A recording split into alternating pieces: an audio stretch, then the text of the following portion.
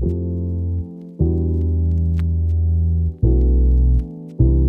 I was prepping for this, I was reading all of these depressing statistics about women CEOs and how few they are, and then I've been here today, and I feel like I need to toss those out the window.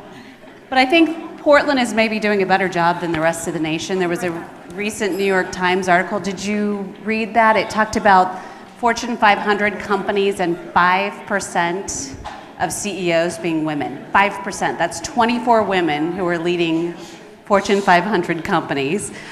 In the venture capital world, that disparity is just as bad. 17% of startups in the US have a woman founder, and 3% of venture capital goes to female-led companies, according to Forbes. I think we should prove that statistic wrong based on the last panel. Great discussion with that. These 5 women here are working to change that. I could spend this whole time bragging about their resumes, but I won't. I'm going to let them do that in very short form. So we'll work down the line. Introduce yourself and tell us a little bit about you. Hi, my name is Sadhna Shenoy. I've been a resident of Oregon for about 30 plus years. I'm a computer scientist and a finance person by profession, and after working in local high-tech companies, I had to quit because I had 2 babies, and the world was not ready for working women as yet. So I kind of moved into the world of nonprofit and sat on boards of educational, environmental, and a whole bunch of other types of institutions. And then I worked with a startup called Globe Sherpa, which did mobile ticketing for Portland. We sold the company to a big transit organization, and I kept working as a CFO of that company for a while. And I quit there last spring, and now I'm the chair of the board of PERS, which is Public Employee Retirement System. And I've accepted many condolences on that, so I will continue to do so. But that's it. Hello, my name is ANYELEY HALLOVA, and I'm a partner at a company named Project.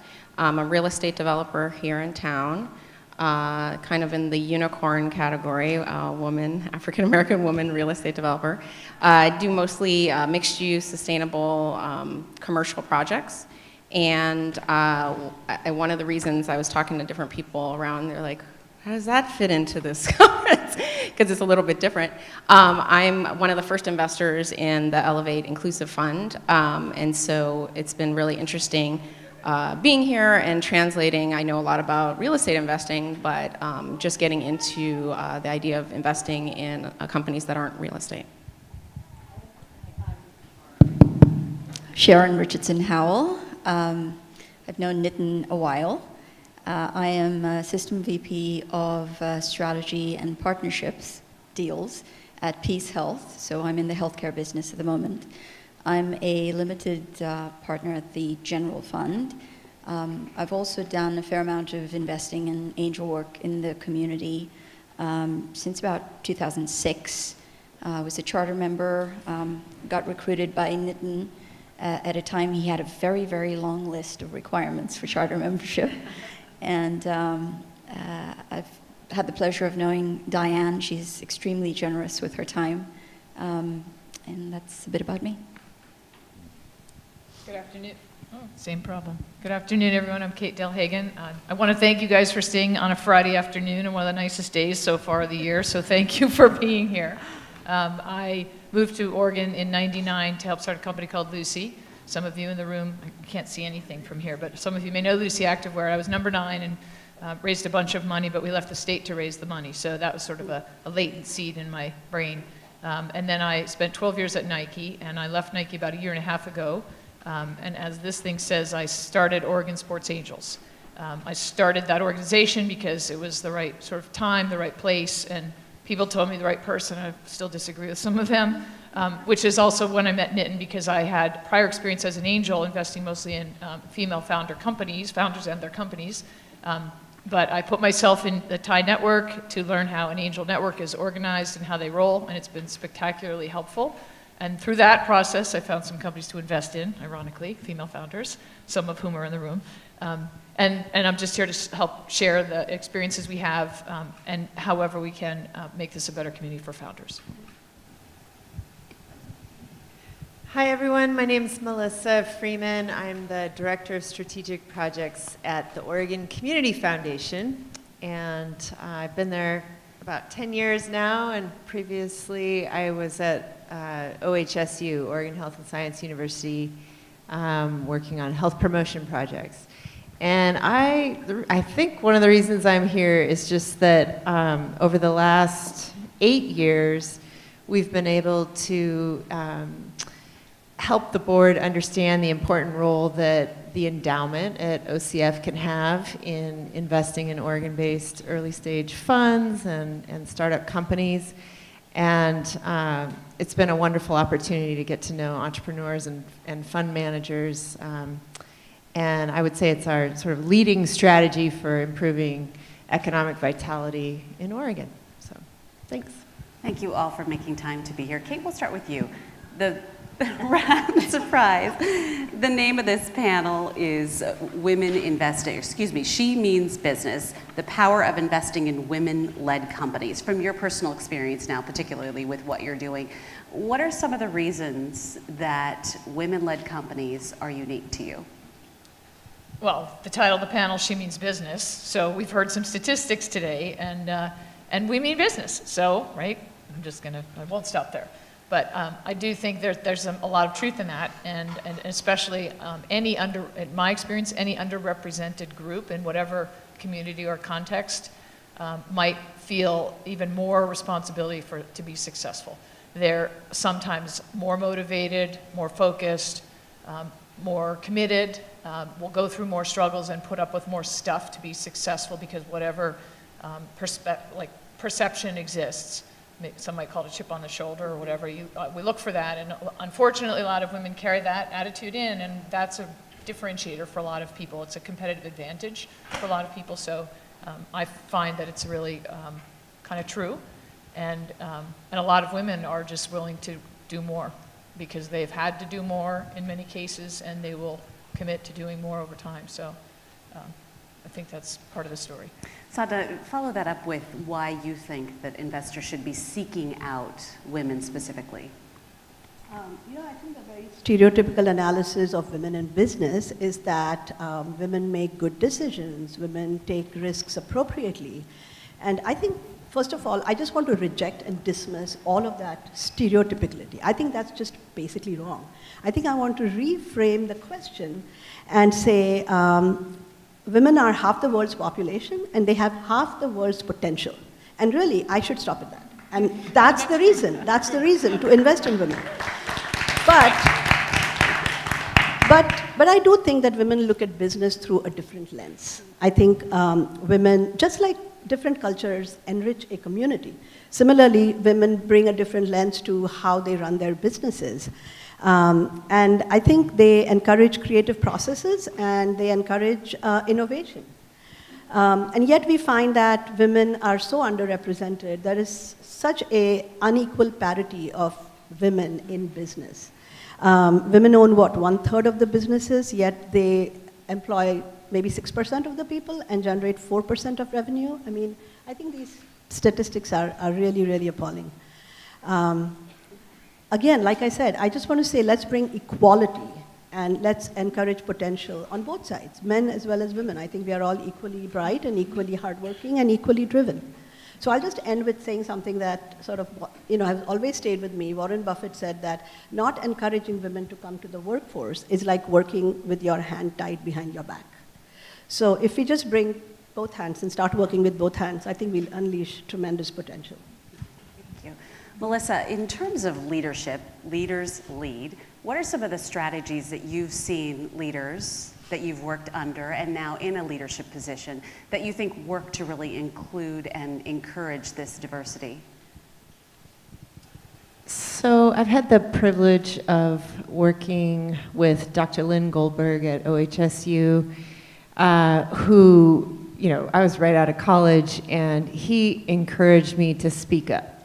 And didn't, when we'd have a brainstorming session, it was like all ideas are welcome, just keep them coming, because it's the third or the fifth or the sixth thing that's actually going to stick. And so he encouraged us as young people to speak up. And then I went over to the Oregon Community Foundation, and I've had the privilege of working with the former president, Greg Chalet, and now Max Williams, the current president. And both have trusted me to get out there and kind of stretch my wings and work with the community and bring in ideas of things that we should fund or invest in. And, you know, there's never a feeling of micromanagement. There's a lot of trust. And especially now, I would say, as a mother of 2 young kids, Max has trusted me for 5 years now to do some of my work from home and to have a flexible schedule. And, you know, some of my best thinking is between 4 and 6 in the morning or 3 in the morning, but I get credit for those hours. And I think, you know, part of the leadership development and at least being inclusive with women in the workforce is giving credit and flexibility for people to be paid at home for that input that they're providing. I think this is such an important topic. I want to open this up to anyone else on the panel to add to this. Any other things that men and women both can do to really embrace and empower more women to rise up in the leadership ranks through some of these tactics? So, interestingly, I've had the pleasure of 4 different mentors in my life. All 4 of them have sacrificed in some way, shape, or form their own careers because they were such tremendous people managers that they allowed the team to step on their shoulders, always gave the others the visibility. All 4 of them were men. They continue to be friends, extremely ethical, generous people, but I feel that there is that fine line there of, you know, what did they give up to be these amazing people managers? You don't find that so much with entrepreneurship because the mentors you want to choose are folks who can open doors, who can network, who can give you that path when you fail. And I loved what Diane said earlier, which is, you know, you will fail, right? You will fail. So can you befriend, have as a mentor, those folks who can pull you up and get you to the next level? I would add a comment, because I think that the idea of, yes, 50-50 for sure, but also the idea of maximizers, or people who are maximizers as a concept as opposed to diminishers. So they can be men, they can be women, they can be anyone. But I think rather than, someone said in an earlier panel, it's not so much the gender, it's the person you're dealing with, and what is that person about, and what is their interest. And I've likewise have benefited from several spectacular maximizers as leaders, as peers, as co-workers, as workers. You know, that maximizer thing is I think the motherlode of success, and finding people who do that is kind of what you're describing. So that's a big differentiator. And I think it's interesting, someone else commented on another panel about winning the boss lottery, and that's the first time I had heard that. I guess I've won that twice. And what's great about the mentors and also the bosses that I've had that I feel have really made a difference is they sort of sought me out in a way where they saw, like, okay, this person has potential, and then told me, this is what you need to do to get to there, and just basically told me how to jump the steps. And I think that's really important in your organizations, if you see and identify people, women especially, that you seek them out and say that and give them those tools to move forward. You've mentioned, go ahead. Melissa was just saying that it took a Nitin Rai to bring all of us women together. So leadership comes in all styles, and thank you very much. You've mentioned mentors a lot. We talked earlier about mentor capitalism. I read a statistic, though, that only 9% of women actually take the time to help lead proteges. I'm curious about mentors in your own careers, and whether you're mentors now or if you have time to be mentors, and what that means exactly. I wanted to say something interesting about mentorship. I read somewhere, and I don't know where I read, that said the best mentor for an young African-American woman is an older white male. And I just really, when I read it, I was like, wow, that's kind of shocking. But when the kind of premise behind the article was that, you have someone with the perceived lowest kind of economic status, and you have the person with the perceived highest economic status, and that person can open the door. That's the person you need to open the door for you. And I found that, especially in real estate development, it's kind of like there is no other choice on who might open the door. And so I think that's hugely important. I think there is a lot of focus on women, mentoring women, but it's like sometimes you actually need an older white male to open the door and introduce you to people, because unfortunately in this day and age, it gives you validity and makes you legit. So I just kind of wanted to put that out there for the young African American women in the audience. Just make sure you choose the right older white male. Just saying. Years ago, I was doing a PhD, and I was in the Valley and needed to get in with my research into several organizations. And I met the chief creative officer at EA at the time. And one thing led to the other, and those doors just got kicked wide open. One thing after the other. I mean, you have to be legit, you have to be authentic, you have to show value, but who that catalyst is, that first person, is so very important. I'm going to add a comment. I prefer the word coach, maybe because I'm a sports person, but coaching is super important, and being a coachable person is really important. And I'll tell a little quick anecdote. I mentioned earlier, I'd been an angel and was learning some stuff, but very early on in that progression. And I met Nitin, and Nitin and his network of people have been invaluable coaches. And now I'm starting to return that to the community by, literally a year ago, we had nobody in Oregon Sports Angels but me and my little condo. I mean, it was sad, my whiteboard. But I went on a crusade to recruit people from the industry, of the sports industry, and also entrepreneurs and investors who knew the mechanics of building great early stage companies. And that's the group that we're putting together. And I had kind of a couple of rules. You can see me later if you're interested, but there were some criteria for membership, but there are also some principles that I applied to the earlier conversation about setting the tone of the culture early on. One, it's a coaching and a team orientation for our group. We had a couple of almost implicit rules, which is for every inevitably white person or male who raises their hand, because the industry is full of them, including many, many great ones, I'm on a mission to find somebody who's not that white male. It might be a non-white male, it might be a woman, it might be somebody else, but we're at 60-40 for our recruitment process, and it's because we've been very intentional about, we don't want this room to look like every other room of angels around the planet.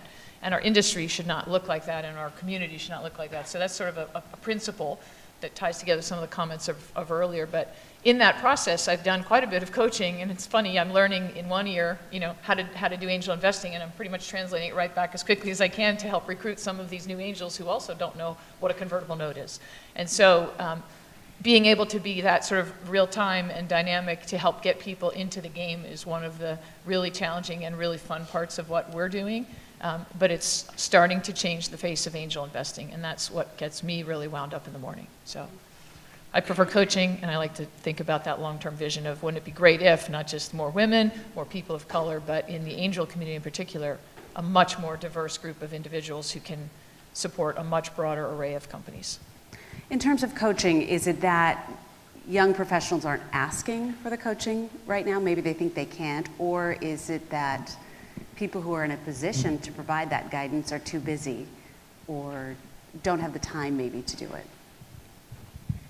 I mean, what's interesting in the real estate world is a lot of it is on-the-job training. And so a lot of people ask me, like, how did you get into real estate? And I just have a simple answer: someone gave me a chance. I had all the skills and the degrees and all of that associated with it, but at the end of the day, it's such a small, companies are so small that it's just, you need to know someone to get that chance. And so I think for me, in a weird way, my mentorship is almost becoming by just being visible, because then people say like, oh wow, they're actually, a woman, African-American woman could be a real estate developer, period. And that everyone's gonna have their own path to get there, but it can happen. And so I've just been trying to stay involved with organizations that reach out to like minority students and people within my field, just to have that visibility out there. Let's go back to the investment part. How many of you have raised your own capital? All right. What did you learn about yourself during that process that could be applicable to other folks that are here? can give you a sort of an analogy. So I have a son who, in the 5th grade, he was still playing football. He was still allowed to play football, and he was pretty tiny. Thank goodness he's grown to about 5'9" right now, and so it's good. But at the time, he was shorter than I am, and I stand about 5'3" in just a tad bit of heels. But we were at a football game, and this really big kid, 6-footer, took off with the ball, and Chase is extremely fast, so he started to catch him. And he made the decision at some point to fly across the air and attach himself to this 6-footer. And the entire field went completely wild, myself included, go Chase. Then we realized that the 6-footer was still running with him.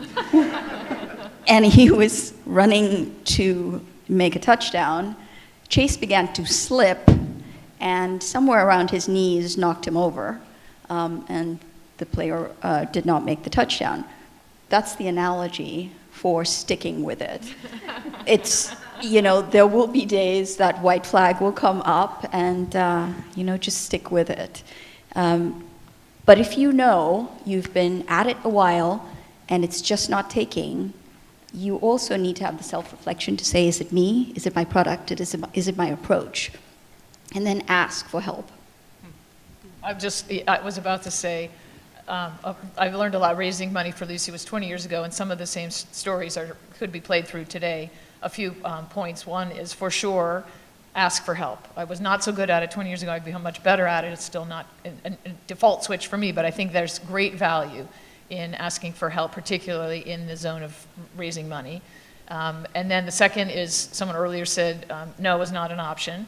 And that just implies a sort of a focus and a commitment and a thick skin and an ability to get up off the mat every time you get taken down. It happens, and you just have to be good at that. And so those are two really critical.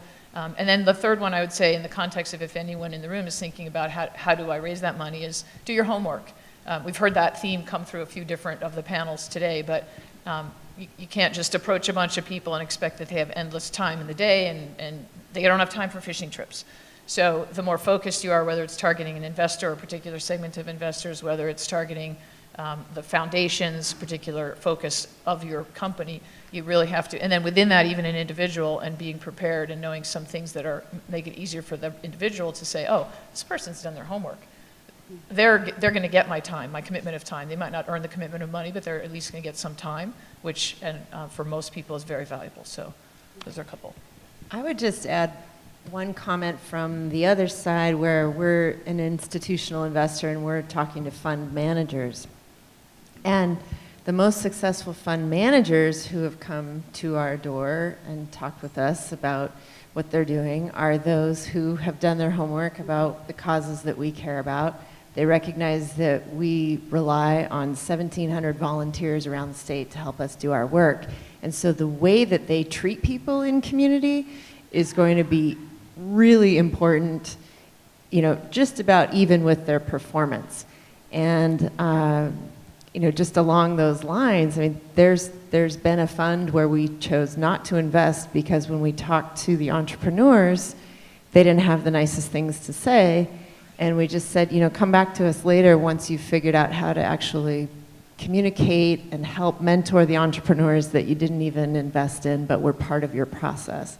And they did. They took it to heart, and they changed their strategy and came back. And that was a good lesson for me, that the board members were really paying attention to how the actual entrepreneurs were getting treated around the state. I think for us in our company, it's really about values alignment and vision. If we feel we have a strong vision and then we talk to people about that vision, we actually don't want investors. We've many times had people who want to invest in our company, but we don't want that money, because where your money comes from changes who you are and dictates what you do. And so if you have a very strong values as a company, you actually want to make sure you get the right money, not just any money. And I think that has made it much easier for us to get money, because we've intentionally sought out the people that are value aligned. Sadhna, talk to the other investors in the audience, just really in terms of what you've seen some of the benefits to really seeking out women-led companies and women-led startups? You know, there aren't really any statistics about women-led companies being either poor in terms of their returns or being rich in terms of their returns. So I think I come back to my original thesis, which is that it's really the idea, it's the passion that you have for the idea, and it's the right audience for people who have funds to give you. The only other thing I would say that's relevant to being a woman is I think that sometimes just embracing that is really, really important. You know, I mean, if you're not going to go play golf, or you know, if you want to go home at 5 o'clock because you have kids, I mean, embrace that. That's who you are, and that's, you know, it's important to society that we have, you know, we have households and we have children. So I think just being genuine. I think for me, it's really discarding the idea that being a woman is something less or something. It's just something different. It's equally valuable. So I don't know if that answers the question. Yeah. Melissa, talk a little bit more about OCF and sort of what the role has been with the Elevate Fund and the role that you've played in that.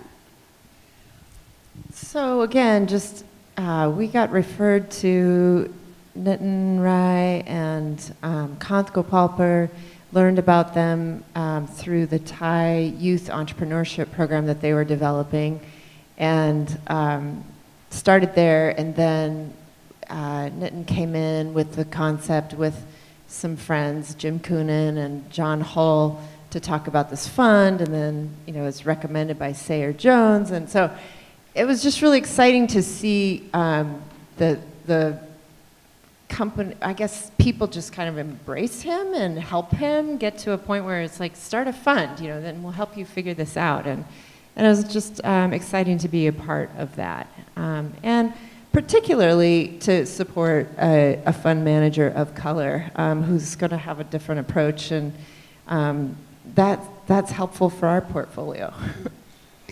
You mentioned not seeing gender, and men and women have good ideas. There's something about, though, another woman investing in another woman-led company. You would think it happens a lot, but maybe it doesn't. Is it a competition factor because women have faced some of the struggles that we've heard about all day long? I think for me, it's a lot of this is about exposure. I have a lot of exposure to real estate. I know how that works. I have no exposure in my life to this world of investing in businesses. My husband owned a business, sold it, but you know, kind of grew it from within.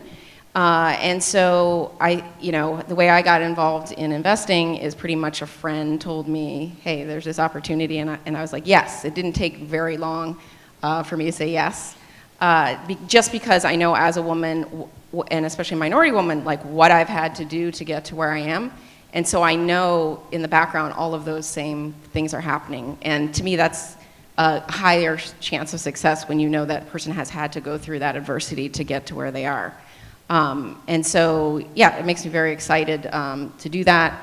And I like what someone else on another panel said, that this is not philanthropy, even though we're all philanthropists in our own way. This is making money, and I think this is a good business sense. So my own portfolio is, you know, reflecting on it for this session. It's actually a 50-50 split. Not intentional 50-50 split. So I've got to believe that there are massive numbers of women and other minorities that are highly qualified right now. I don't choose women, I choose great people. I don't choose products, I don't choose ideas. Anyone who's part of the .com, you know, bubble, we don't follow ideas, we follow people. And one of the folks I invested in here in town, Emma McElroy, who some of you might know from Wildfang, thank you. I was supposed to be in Wildfang today, by the way, did not show up. I am very irritated about that. Anyway, yeah. And Emma said, you know, you should have hit me up for the shipping, right? And I didn't. Well, Nitin asked me to shepherd her through the Thai Angels process. And so I started to mentor her, and she's a remarkable human being because she'll take in as much as she gives out. But when I took her there, if you're going to mentor someone, if you're going to invest in someone, go all the way. You know, it was important for me to set her up with an introduction before that meeting. Now, 10 hands went up. You know, when your hand goes up, please follow through, right? So Nitin and I went into the investment, and you know, the rest is sort of history. But in a subsequent round, one of her investors didn't show up. I mean, promised, and then just wasn't there. And it was really important for me to come in again to bridge that gap. And I didn't do it because she was a woman. I did it because someone pulled out and she needed to close. So it's just delightful to me that there are so many women in the portfolio, and it's not intentional. I think getting to parity is going to be really difficult because we're starting from not the greatest starting position, right? But we should be thankful for the wins, especially in a place like Portland. And thank God, Nitin, that you are the dad of girls. I'd love to open it. Oh, go ahead. Oh, I was just going to add on that a little bit. I've worked at a bunch of different companies. Several of them were opportunities to earn equity in the company. Some of that worked out well. Some of it did not work out at all. So I've had a range of experiences, and I use that as a point to just talk about the concept of ownership and particularly equity in early stage companies and the potential wealth creation. And for the stats crowd, I think a Carta report came out a couple weeks ago that was quite eye-opening. And so we've often talked about, and now I say we've been fairly well schooled on the pay gap or the wage gap between genders. They did a report that was quite eye-opening around, they called it the cap gap, so the gap on the cap tables. And so unlike, I'm a proponent of men and women in business, but if I have to put a finger on the scale, at this point in my life, I'm putting the finger on the scale for the women, specifically to help try and change the game on the cap tables of the world. So not just my own personal investments, like, oh, I'm doubling down on that female founder. Sure, that guy has a great plan, but he's probably going to get the capital. She may not get it, so guess what? I'm going to write that check and help change that cap table, and also try and bring new angels into the room who maybe haven't experienced, who've maybe benefited as being an owner and experienced some liquidity from an equities perspective. Like, hey, this is your chance to help change the cap gap. So especially people who are no longer in the workforce, the pre-tired or retired crowd, it's an opportunity to help outside of the pay gap opportunity that we all have while we're working. It's an opportunity to help change the cap gap. So I also think that business and investing is not a zero-sum game. You know, that doesn't have to be competition. I think it's really important, like you were saying, is that you invest in people, you invest in good ideas. And so though there is a huge parity, there's a huge gap right now that we have to make up for, I think if we all very diligently follow this rule that we support the best people and we support the best idea, I think we will make progress. And I would add the key that you said earlier, I think someone said was access. I think you said it. So that's a big piece of it, that the access has to get better. And so it's bringing the deal flows, being intentional about not shutting down those women because they might not have the best presentation skills or they might not come in through the right referral. But I do think access is the precursor to then picking the best people. I agree with that. Well, let's open it up to the audience to questions, because you all have great questions today. Does anyone have anything they'd like to ask? Quiet group, afternoon, we need some coffee going. Do you think, Nitin, we're so grateful for the summit today, this being the first one, we hope there's more. In 10 years, do you think we'll have to have a summit like this about inclusion, not just for women? I don't know that we have to have this, but it sure is inspiring. And I don't participate in social media too often. And when Nitin asked for help to get the word out, I blasted it out to 200 folks, and it was a real honor to be able to just say, hey, this is happening. And it's a good opportunity to come together as a state, as a community, and just kind of fill each other's buckets up a little bit. I would say, how long will it take for more than 6% of S&P CEOs to be women? If it's going to take longer than 10 years, then sure as heck we need this. But, maybe not, if we can turn the figures around. Yeah, inclusion is about being quite deliberate and intentional, right? And while you certainly don't want to be that token woman or that token, person of color on a board just chosen for that specific purpose, and you start to wonder, was I qualified enough? You start to second guess. But when it comes to something like this, if it wasn't deliberate and intentional, then we all wouldn't be here. So entrepreneurship, I feel, funding has a slightly different tone, and you do need to be deliberate and intentional. And I think, when it translates to the built environment, real estate developers are building the cities we live in for all the people, to live in. There's other people besides real estate developers, but they do a bulk of the work. And the idea that we have a whole industry that doesn't have the diversity in it that's needed to be sensitive to issues of gentrification or transportation access or all these land use issues are, might not even be in the forefront of their thinking and would be more reactionary than proactive, I think is a problem. And so I think it's hugely critical that it actually changes in this regard. And I'm on the land use, the Land Conservation and Development Commission at the state. Might be the first African American on it, I'm not quite sure. But the idea that you've had land use laws in the state of Oregon that prohibited people from buying land and having access to wealth generating, because a lot of people generate their wealth through real estate. That's a long generation of a lack of access to wealth generation. So 10 years, I'm like, I've been here for 11 years and that went really fast. So I'm a little more pessimistic in that regard, more so because there's kind of an infrastructure that's already built.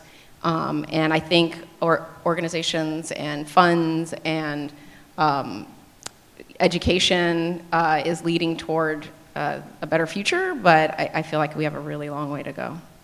I would add, maybe shift the question a little and say, yes, wouldn't it be awesome if in 10 years this room is not just packed, but maybe we've had to move to a bigger space because there's so much interest and energy and participation in this community? That would be a huge win. And wouldn't it be great if the content and the agenda shifted a little more towards celebration of success instead of where we are now, which is problem solving and figuring it out and building. So I would say, save the date 2028.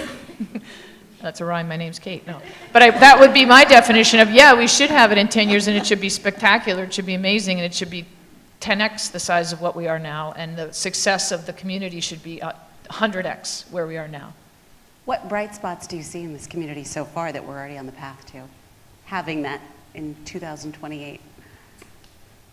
Well, we have a long way to go. We have a lot of work to do. The fact that someone earlier said, hey, there are 6 women VCs on the panel, I'm like, that's a miracle. Small miracle, but a miracle. This is a great miracle. The panels today are like little baby miracles. So the fact that this summit is happening is a miracle, right? So I think Oregon has a very unique, as everyone knows, and if anyone in the room knows me, I'm famous for saying that I love our state motto. So for those who know our state motto, she flies with her own wings. We like to sort of say, P.S., we fly when she flies. So I would just sort of say, yeah, let's plan for 2028 and let's plan for a much more inclusive, more diverse celebration, building on what we have today. I think there's another bright spot too, which is that I don't know if it's been mentioned today because I unfortunately could only be here for part of it, but Accelerate. I know they've probably been talked about, but I have to say that got started with a whole lot of passion and just sheer frustration that, if we're not going to get it outside, let's just start growing within. And OCF is proud to be a funder and a partner of that movement. And it just, their integrity inspires me. They're getting women together to learn and grow together, and eventually I think there'll be a fund and more money coming their way. And it's to those companies that I heard somebody mention earlier, like they may not be the scalable 10x type of companies, but they're the ones that need some growth capital to keep adding jobs and growing what they're doing. And I think that's a bright spot. There's a lot of bright spots, I think, definitely today with regard to the people that we're meeting today, right? There's people in different industries that have been and women and minorities have been kind of working in a little bit of a silo and not having exposure to each other. And I think just me being here today and all the people I met is huge. And that's really what another panelist was talking about with regard to networks, like career networks. So that strengthening, I think, can grow exponentially and actually help us get to where we need to be. And we'll provide a networking opportunity this evening during the wine event, so please take advantage of that. We want to take 15 minutes. You can mingle at this point. We will be back here at 3 o'clock for the next panel.